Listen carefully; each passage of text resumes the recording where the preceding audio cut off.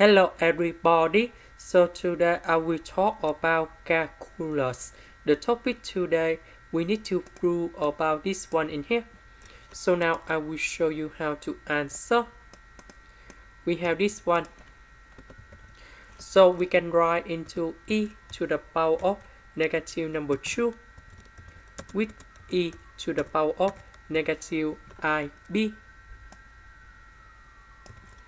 So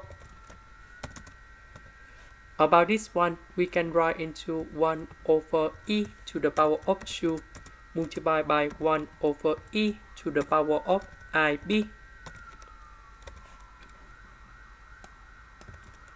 So we have the formula of this one in here.